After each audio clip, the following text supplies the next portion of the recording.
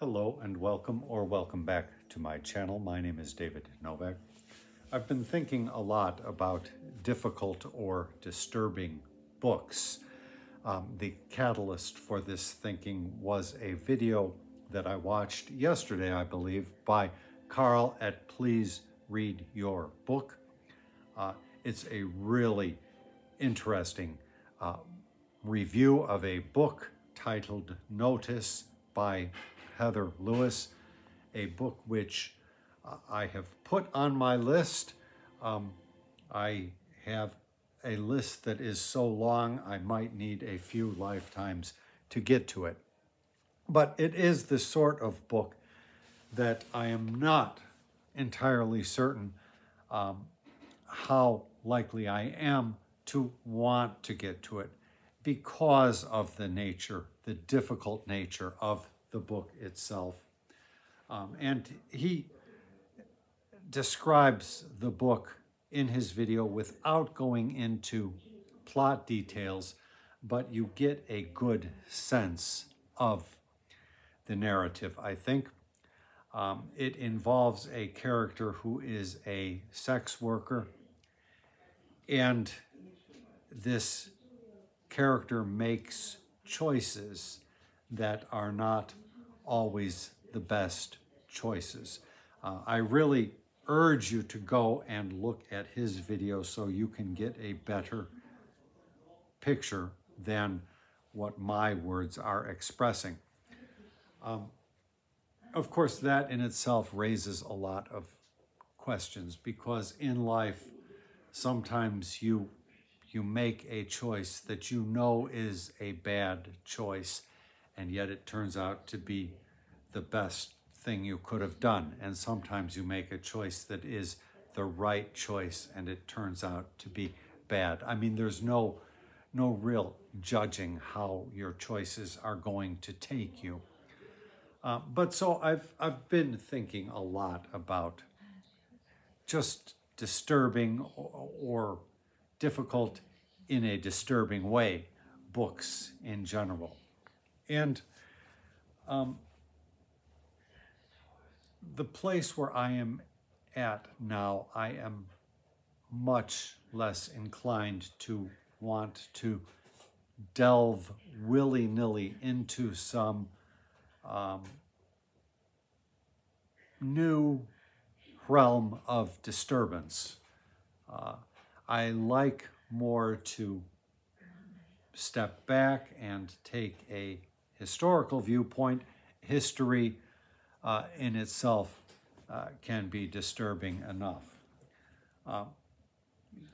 I pulled out a couple of books by Chu Miao-Jin, which I read last year, I think.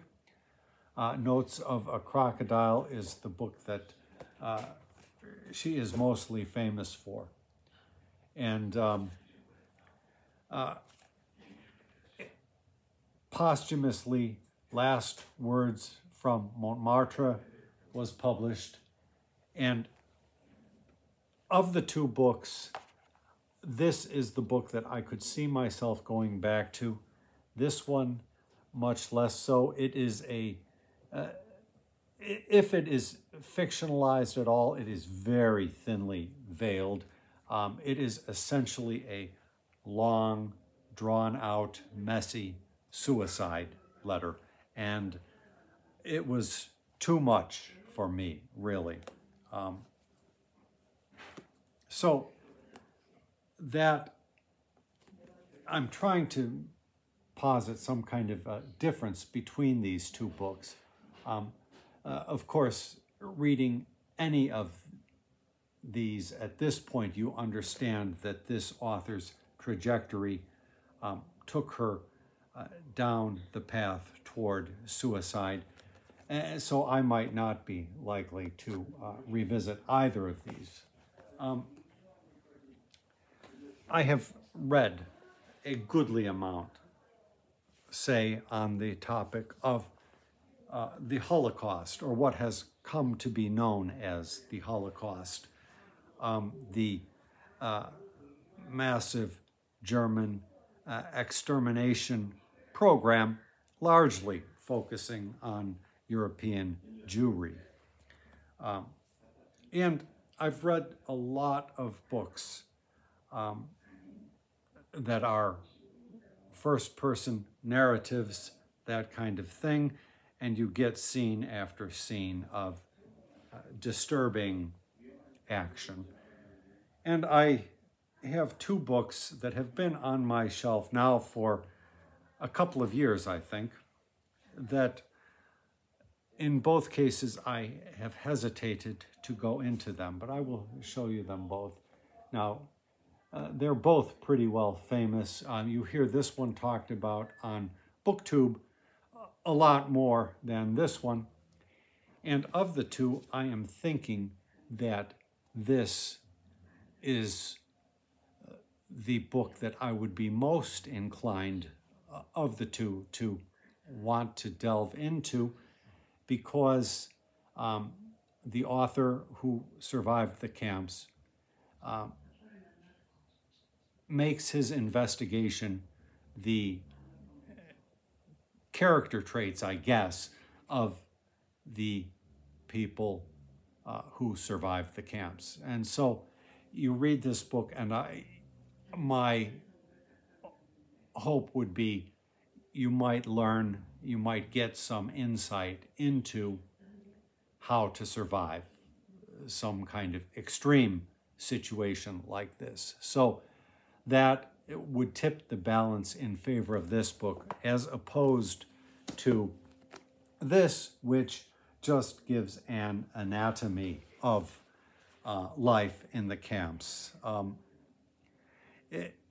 By the spring of 1945, the Second World War was drawing to a close. In Europe, Allied troops were sweeping through Nazi Germany and discovering the atrocities of SS concentration camps. The first to be reached intact was Buchenwald in central Germany. American soldiers, struggling to make sense of the shocking scenes they witnessed inside, asked a group of former inmates to draft a report on the camp. It was led by Eugen Kogan, a German political prisoner who had been an inmate since 1939. The Theory and Practice of Hell is his classic account of life inside. Unlike many other books by survivors who published immediately after the war, The Theory and Practice of Hell is more than a personal account. It is a horrific examination of life and death inside a Nazi concentration camp, a brutal world of a state within a state and a society without law. Kogan knew that the book would shock some readers and provide others with gruesome fascination, but he firmly believed that he had to show the camp in honest, unflinching detail. The result is a unique historical document, a complete picture of the society, morality, and politics that fueled the systematic murder of 6 million human beings, and so forth. So, I hope one day to go into this. In many respects, I suspect it would be the more valuable of the two books, but it's not a choice of either or. They are both on my shelf waiting for me to pick one or the other up. I just have not done so.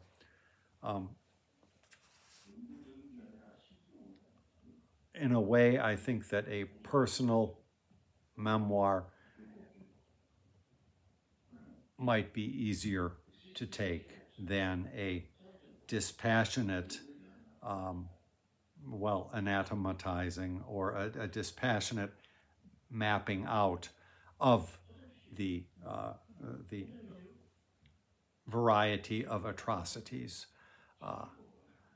within the camp and extermination system. But regardless, I am not going to pick either of those. But I thought of other historical books. Last year, I think it was, I also read the Lumumba Plot. And I've read a fair number of things about the story and the assassination of Lumumba. And you cannot read history like that without being hugely disturbed. I also recently purchased a copy of the revised edition of the only book written about Fred Hampton, who was murdered by Chicago police in conjunction with the FBI, I believe. And the problem with a book like that is you are face to face with a horrific injustice and you have nowhere to place that. You cannot respond to it in any sort of meaningful way. And so I have not brought myself yet to read the revised or the updated edition. I think the updates were very small, and I know the story pretty well. So I don't think it was originally something I read with the view toward a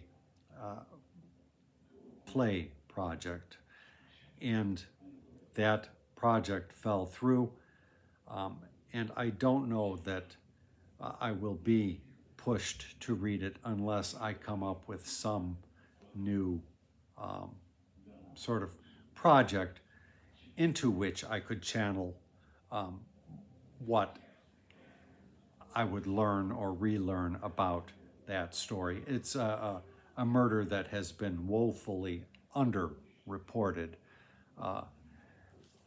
So those are disturbing books. Now, years ago, I had 4 writers that meant a lot to me. One was Michael Ventura. I've talked about him on this channel a good number of times. The other was Sven Berkertz. The third was Theodore Dalrymple. That's a pseudonym. And the fourth, I have forgotten who the fourth was, but I remember it was 4. And I'm sure I must have something somewhere. And I've never talked about Theodore Dalrymple. His name is Anthony Dalton or something like that. And with Sven Berkertz, when last I looked at my store of books, I realized that none of it meant anything to me anymore. And I got rid of his book Readings, which had been, it had meant the world to me for a brief period. So one's time changes, and this is also a thought which Carl's video really brought to the fore in my thinking about all of this stuff. At different stages in life, we are more open to or more in need of different things. And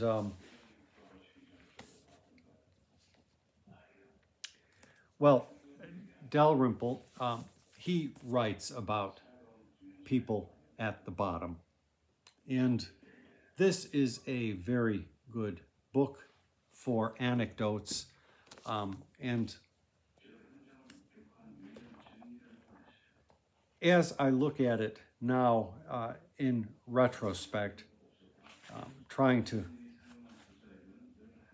come up with perhaps a snippet to read, I find little that intrigues me because over the years I found that the picture he presents is a picture of intolerance, whereas the story by Heather Lewis is a story which offers sympathy or empathy. I'm never clear on the use of those two words with the main character. So this is a writer who does not empathize in the least.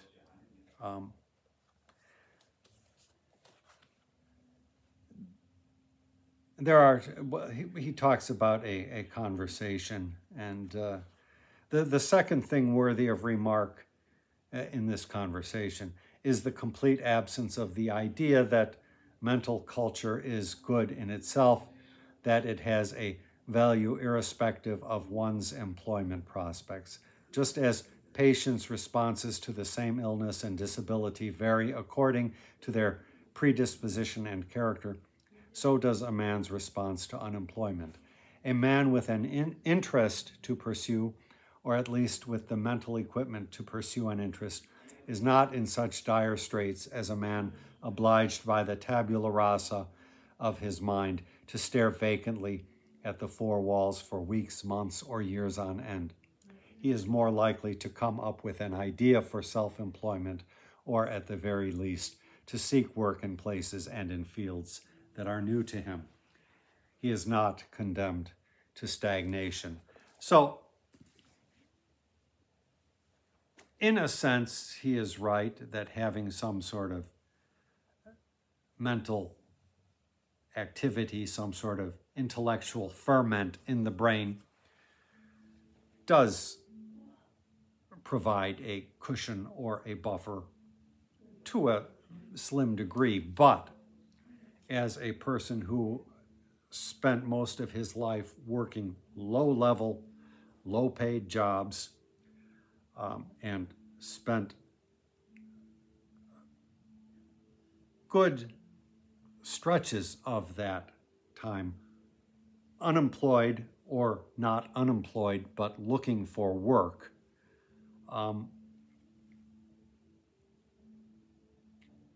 I see the fallacy of his thinking. There are limited jobs available. The jobs that are available can be treacherous, and so forth.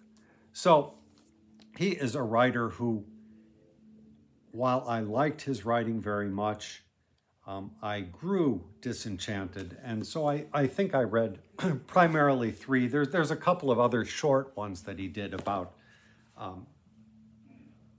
like health topics and that sort of stuff. He's a good thinker.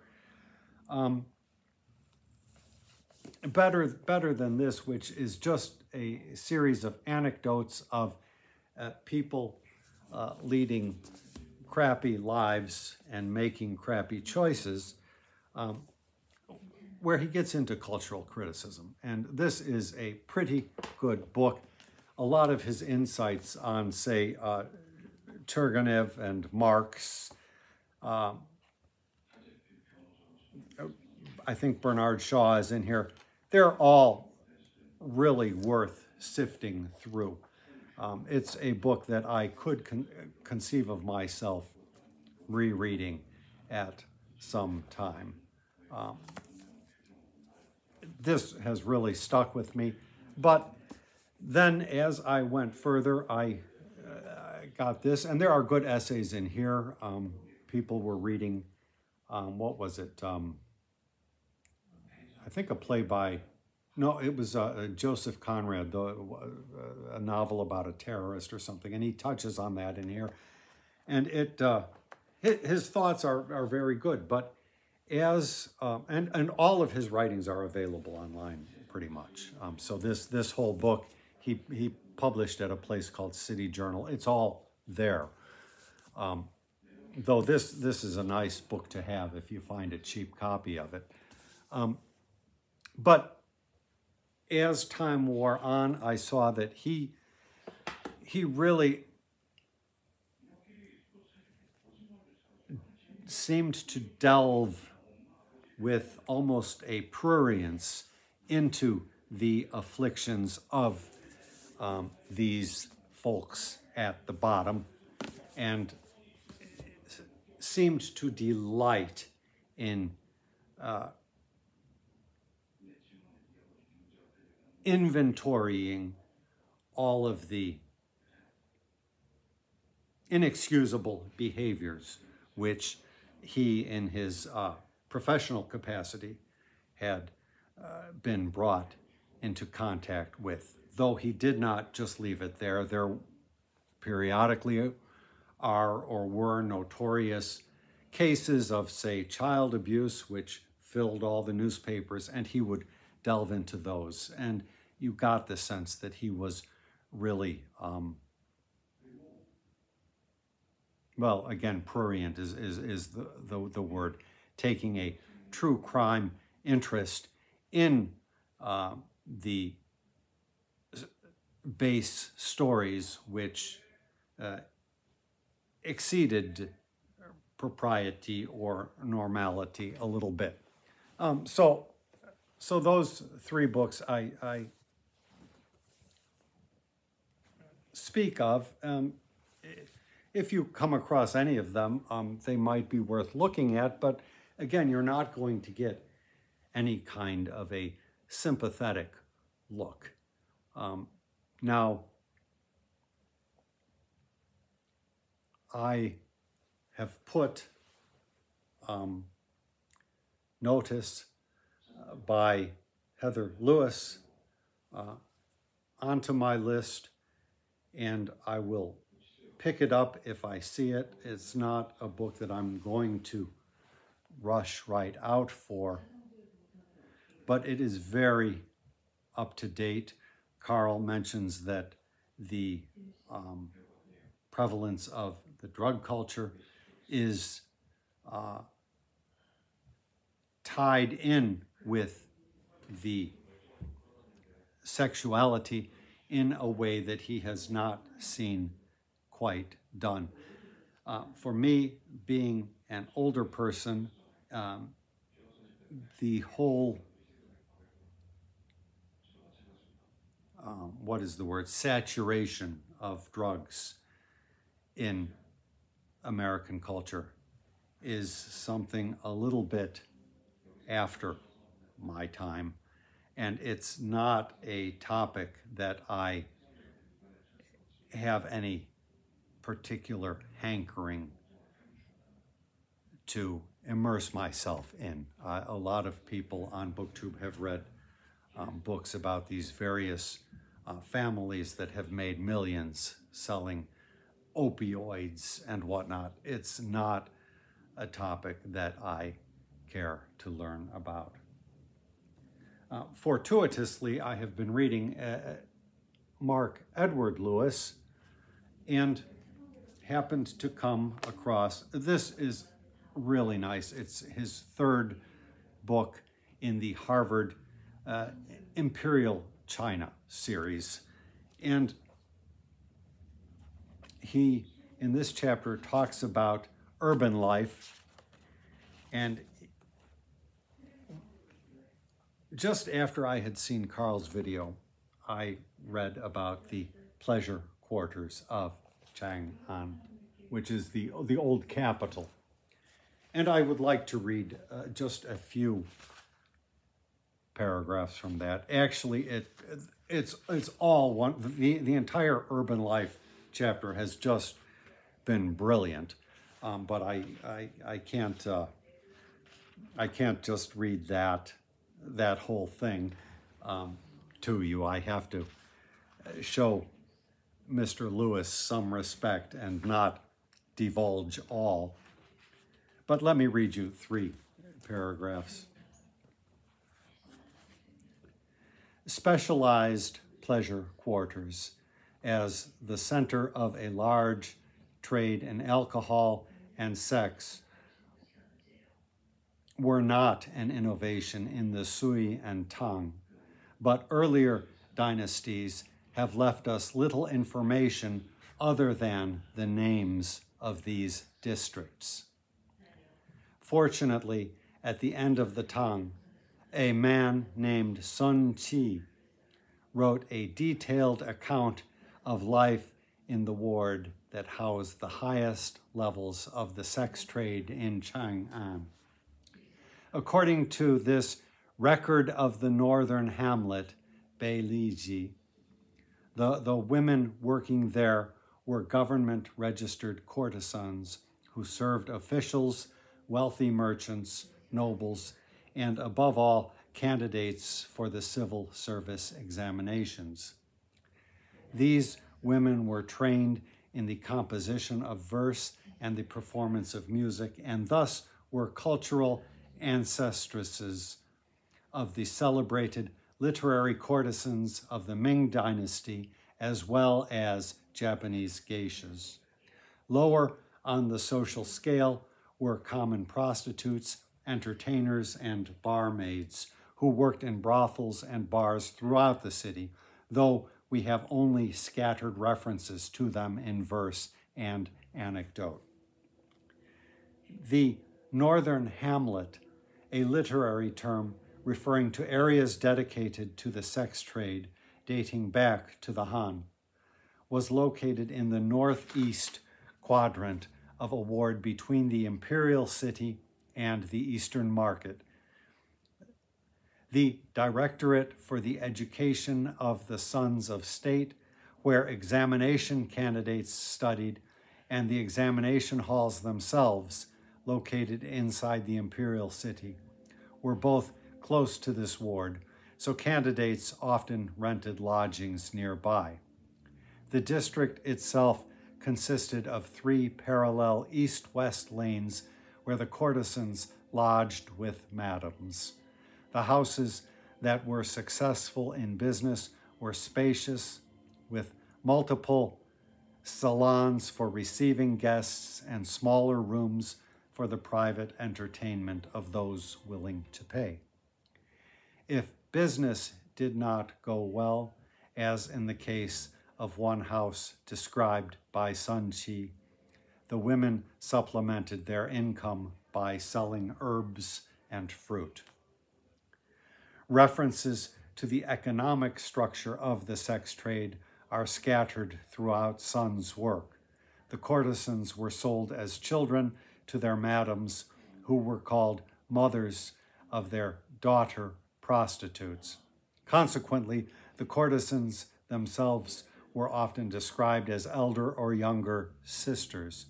Some were sold by poor families, others were recruited from beggars, and some were daughters of good families who had betrothed them for a bride price to a man who then resold them for profit to the madam. Should a woman desire to leave the profession, she had to pay back her purchase price, often with accumulated interest.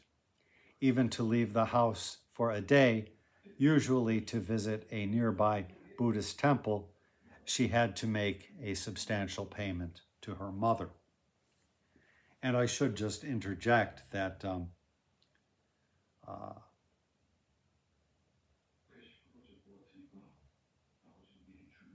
what was it?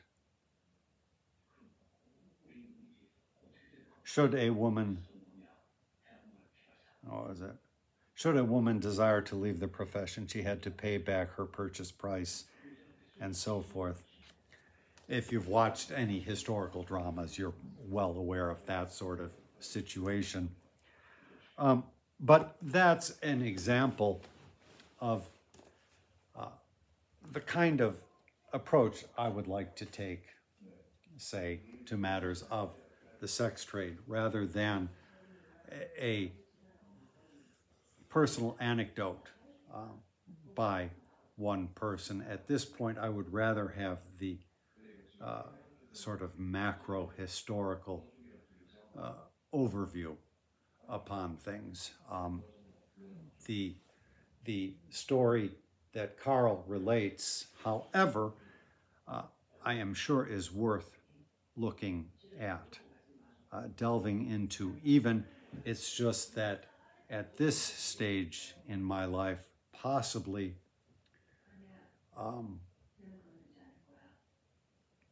let's say I have been there and done that as a person whose own life was scattered at different points of time.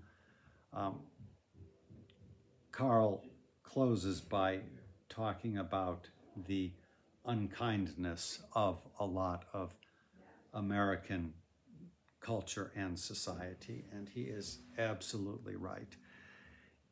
And that is why, in a sense, I, rather than just reading an account of somebody's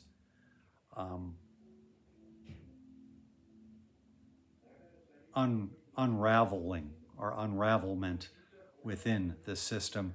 I would want to focus on learning how one can survive the system. However, I do believe that trying to grow sympathy or empathy, unlike this, is a good practice. As a writer of poetry, I think perhaps it has been my fortune to be open to hearing stories from other people firsthand. And so I have known a good amount of first-person stories, probably not all that far from the one in Heather Lewis's book, although probably with much less emphasis on the drug culture aspect of it. But I, for whatever reason, I have had multiple occasions where people, even that I hardly knew, confided their stories to me. Of course, that I think is all part of the poetic process. I don't think it's unusual for such a thing to occur with a writer of poetry.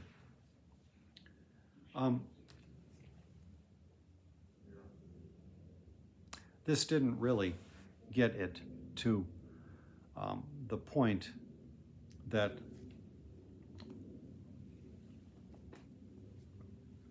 seemed to impress itself upon me earlier in the day, which is that just for the student of literature, or just the person who, as I did very largely as well, who is reading primarily to figure out about life, there is no one program that you can follow. On BookTube, you have a lot of booktubers putting out lists. The 10 classics you must read, the 10 this that you should read. And I think those lists, I understand that lists with numbers generate views, but for practical purposes, unless you are in a very well-heeled position, you're in a comfortable space, they are probably not very useful. Each person's life experience or lived experience has been disparate, distinct. No one is equal. And what each of us needs is different. I want to use the word divagations. The divagations of our lives take us through many circuitous routes, and what exactly we need might not be a story by Hemingway. So for me, at a certain point in time, this was very much what I needed. It would not be at this time. As a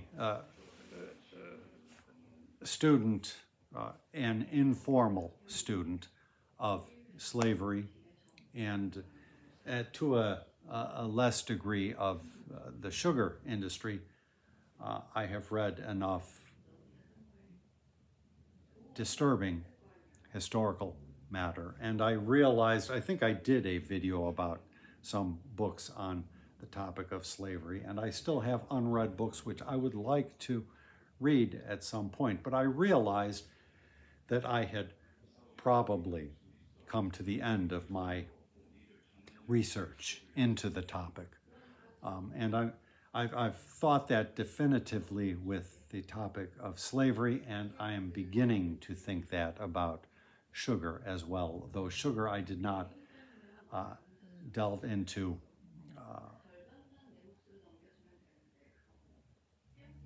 at all with the depth or breadth or penetration that I yet would like to do. But with time closing in on me, sometimes you have to jettison the ballast, so to speak. I can't carry it all with me, especially when there is no practical purpose to any of it. So I have not really come to any clear thoughts about where I want my reading to go as I approach my 4th year in this project of trying to become a better and a dedicated reader.